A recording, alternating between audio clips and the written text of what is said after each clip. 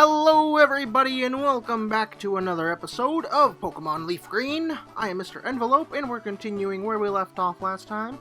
I hope you guys are excited for this series because I sure am. So here we are in this little terminal. Usually these will be what divide up routes and towns and cities and things like that. Just making sure really quick that Squirtle's healed up. He sure is. Squirtle is our only Pokemon, so I'm thinking today we should probably catch a Pokemon. You know, just so we have some variety. If a Pokemon of yours gets knocked out, you lose half of your money, I believe, and you get sent to the last place you healed your Pokemon. It's pretty crummy. I don't recommend you do that. Try to stay alive as much as you can. Otherwise, there's no real consequences to losing. But here we are in Viridian Forest. This place is wicked dark, very spooky. Let's go ahead and talk to this guy. I came here with some friends to catch us some bug Pokemon. They're all itching to get into some Pokemon battles. Of course they are. Trainer tips. Weaken Pokemon before attempting to capture. When healthy, they may escape. Yeah, that's a good point. With the guy before, who tried to teach us how to catch Pokemon, he didn't weaken the Pokemon. I know I didn't show it, but he's a pretty bad teacher. Over here, we can see there's something on the ground. We can go over and talk to it after this battle. Alright, so every time you enter a new area, there's going to be new encounters. Actually, usually. You might see some Pokemon you've seen before, but usually when you go to a new place, you're going to find some new encounters. Right there was one of them, that was a Caterpie. He's a bug-type Pokemon. But again, right here on the ground, we found a Pokeball.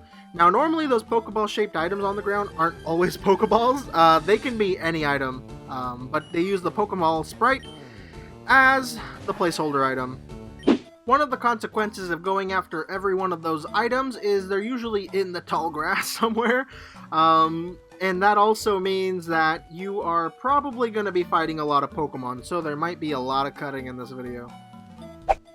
Something pretty annoying about this place is there's a lot of dead ends, or just areas that'll take you to go get an extra item.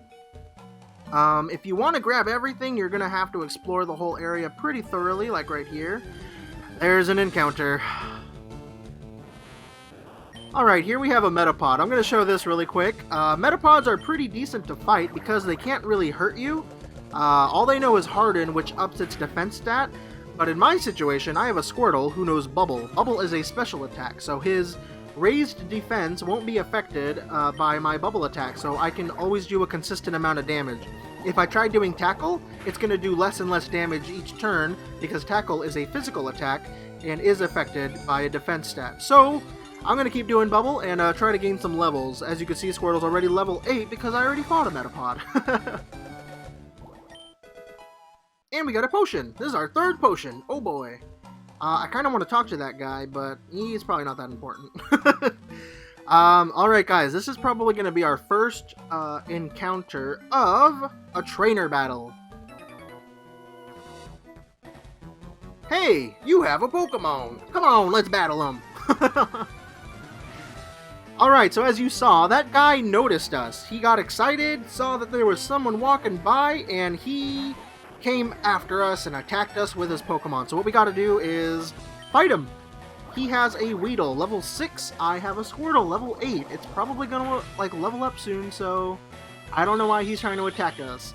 That move he's doing right there is pretty annoying. It's String Shot. It'll lower our speed, which means his Weedle will probably attack first next turn. Yep. Now he's doing Poison Sting, which has the chance to poison us, but I'm glad it didn't. We're just going to keep doing Bubble, because right now that's our strongest move. Oh, I'm so glad I'm not getting poisoned. Oh, man. There we go. Knocked him out, but he still has one more Pokemon. Squirtle went to level 9. He just walked on over to level 9. Your next Pokemon is Caterpie. I love Caterpies. I usually always catch one, but I'm not going to catch one in this Let's Play. Just because it's something I always pick, so I'm going to, you know, try to spice it up a little bit. Alright, our Squirtle is as slow as can be. There's kind of no point in keeping on an opponent to always lower your speed if it's already going faster, you know? So, anyways, let's just end this battle already. We're not going to die, but we took some decent damage for taking on 2 Pokemon. And we win! Critical hit. A critical hit is a crazy random happenstance. You can usually use items to up your critical hit chances, but it's all luck based. And some abilities make it so, you know, you can have more critical hits. There's usually some attacks that have higher critical hit chances on them, but basically what they are is it'll make your attack do double the damage regardless of any stats that have been changed. Like if you get your attack stat lowered, you still can get a critical hit and do just as much damage as you would before times 2. Pretty good to have. Right here, we can go to the Pokemon Center and heal up Squirtle, or we can use a potion and heal it up ourselves. That's what those are good for. You can also use those items in battle, but we're not gonna, because that's kind of a waste of a turn. Over here, we can walk behind a trainer. If there is ever a chance that I skip a trainer, I will come back and battle him later. Right here, we found an Antidote. Antidotes are good, especially in here, because our Pokemon have a high chance of getting poisoned. Antidotes heal poison. Okay, yeah, this guy right here, he looks up and down randomly. If he sees you, a battle will start. I know he's a trainer. But we can try to go across when he's not looking, and we can do whatever we want. Pretty cool. We don't have to battle that guy, but I'll come back and battle him later. I also suggest that, like, if you're playing a game 2 with Pokemon, battle all the trainers that you can, because trainers will give your Pokemon more XP as opposed to a wild Pokemon. So that's something good to keep in mind. Another thing too, I just ran away from a wild Pokemon battle. You cannot run away from trainer battles. Okay, I wanted to make sure that guy wasn't going to get me. I'm pretty sure he's a trainer, but he's put up in a way where, he can't see you, but you can talk to him and battle him. I'll come back and battle him later. Oh, another Pokeball. A potion! Good, because we spent one. And what does this sign have to say? Trainer tips. You can't catch a Pokemon that belongs to someone else. Throw Pokeballs only at wild Pokemon to catch them. The sign isn't lying. You cannot catch other people's Pokemon. Alright guys, believe it or not, we are actually about to exit Viridian Forest, which is, honestly, I love the music here. I love the music in, like, all Pokemon games. But right here we have a required trainer battle. It's going to make us fight this guy to get past. Hey, wait up! What's the hurry? Why the rush? I figure I'll talk about this now for the minute. Weedle has an ability called Poison Point, which means if I attack him with a physical attack, like Tackle, our Pokemon has a chance of getting poisoned. Poison is a status condition that will damage your Pokemon, or the poisoned Pokemon, every turn.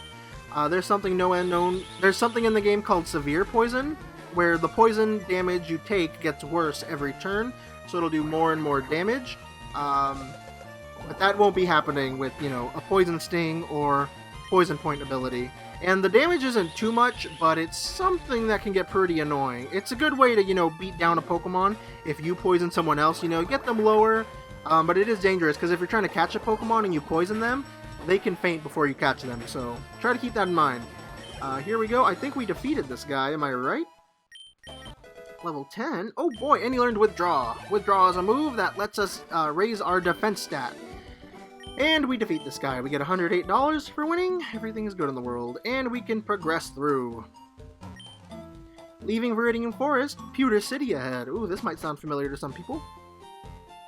What do you have to say? Have you noticed the skinny trees on the roadside? They can be cut down by a special Pokemon move I hear. Oh, that's swell. Many Pokemon live only in the forests and caves. You need to be persistent and look everywhere to get different kinds. You're not wrong. Do you know the evolution cancel technique? When a Pokemon is evolving, you can stop the process. It's a technique for raising Pokemon the way they are. Yes, what she's talking about is if your Pokemon is going to evolve, you can press the B button to cancel the evolution. Right down there, too, are the skinny trees that man was talking about. We can get through those at a later point. And here we are in Pewter City! Oh boy. Trainer tips. All Pokemon that appear in battle, however briefly, earn XP points. That is true. We'll get into that a little later if I ever catch a Pokemon. Pokemon learn new techniques as they grow, but some moves must be taught to them by people.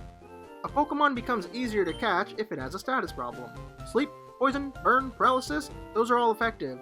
But catching Pokemon is never a sure thing. That's true. If you give your a wild Pokemon a status condition, like I had said before, they become slightly easier to catch. So you can poison them and they'll be easier to catch, but there is a risk of they'll knock out. You could put them to sleep, but there's a chance they'll wake up, things like that. Did you check out the museum? No? Really? You absolutely have to go! Oh boy, here we go.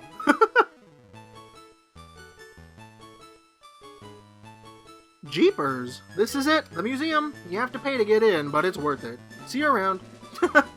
Alright, so this guy really wants us to check out the museum. Might as well. Pewter Museum of Science. Pooter. I said Pooter. I know I said Pooter.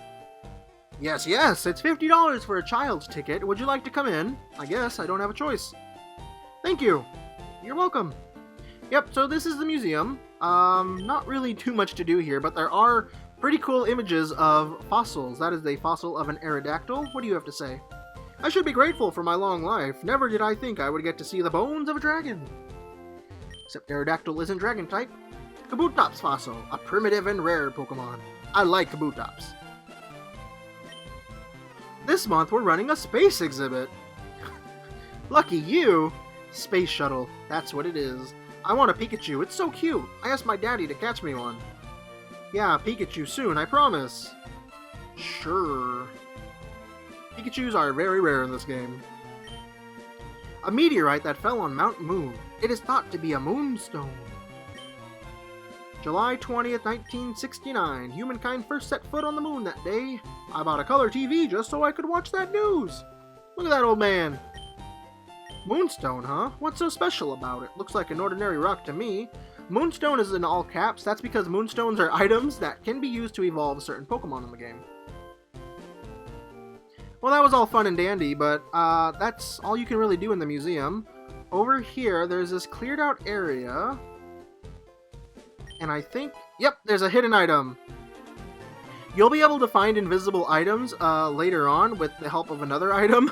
But for now, I kind of know where most of them are, so you can just press A up to random spots and hope you'll find one, but usually they're not in just like random pathways like this. Down right here is a gym. Pewter City Pokemon Gym Leader, Brock. Alright, we'll definitely be doing that later. Not this episode, but a little bit later. Let's just explore Pewter City a little bit more. Over here we have a house. Might as well walk inside since people don't lock their doors. Nidoran, sit! Bow bow. Our Pokemon's an outsider, so it's finicky and hard to handle. An outsider is a Pokemon that you get in a trade. It grows fast, but it may ignore the trainer. If only we had some badges. What he's saying there is, if you trade Pokemon with like another person, like in real life, which you can do, they'll get to a point where they don't listen to you if you don't have all the gym badges, which can get pretty annoying because it's like you'll go to do an attack and it'll be like so-and-so is just loafing around or so-and-so fell asleep. You know, it gets pretty annoying, or they'll do a completely different move. It's pretty frustrating. But what he also said is true, where a traded Pokemon will level up a lot faster, which is pretty nice, pretty handy. But that's something we won't be doing in this Let's Play. Pewter City, a stone gray city. Psst, do you know what I'm doing? No, I'm spraying Repel to keep wild Pokemon out of my garden. Yeah, Repel is an item that makes it so you're less likely to see Pokemon in tall grass, which is pretty handy. We'll probably be getting some of that a little bit later. Did I go in this house already? I think I did, yeah. Alright guys, I think that is going to be it for this episode. I know I said I was going to catch a Pokemon today, but I think I know which Pokemon I want for my team now. It's going to be something that we can't catch quite yet, so we're just going to rock with Squirtle for a while.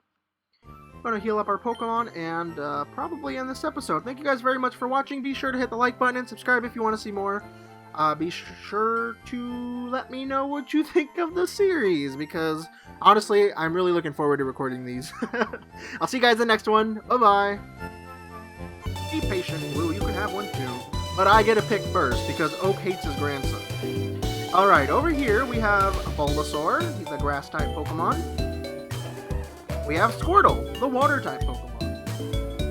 And Charmander. Creeper coming, Creeper coming. I'm hiding in the house. Thanks. Ottawa, that's weird. Ah, nope. Okay, another one's coming. Ah. Oh, I hit the villager. Oh.